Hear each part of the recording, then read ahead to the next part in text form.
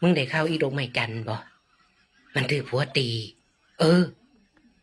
มันก็สมควรเขาตีอยู่ดอก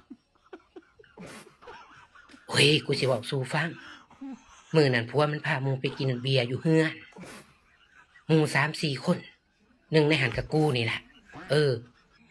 มันก็เลยใส่อีดงไม้จันเมียมันไปตำบักหุ่งมาเป็นกับแกมเออ มันก็ไปตำบักหุ่งไม่ผัวมันตำมาเพราะเอาเจาะนี่แหละ เออผัวมันก็เลยว่าคือตำมาหน่อยแท้มันสิคู่แขวกันบ่ตั้งหลายคน มันว่าจังไดมึงหูบ่มันขำแอวหลอกจอกใส่ผัวมันบอกว่า อันหลายคนขันยันบ่อิ่มกะลี่เอาติมันว่าแต่เราเตเบียกับเปียงพอแห้งเลยมันสิมาเปียงแนวนั้นแนวนี้อยู่ มันบอกบ่ทันจบซ้ำผัวมันเพี้ยวงแตกกูว่ากูสิได้แดกเบียร์บ่ได้แดกซ้ำวงแตกก่อนผัวกับเมียเขาผิดกัน เออ มันก็เป็นตะเข้าตีได้มึงว่าบ่ปากหันยังได้จังบ่ให้เกียรติผัว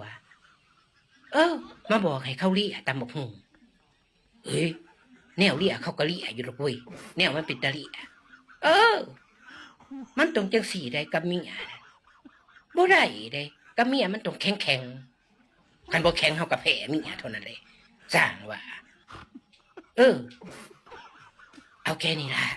กูโทรมาเว้าสู่ฟังกูแห่งเว้าพื้นคนบ่เป็นอยู่ เออเอาแค่นี้ล่ะ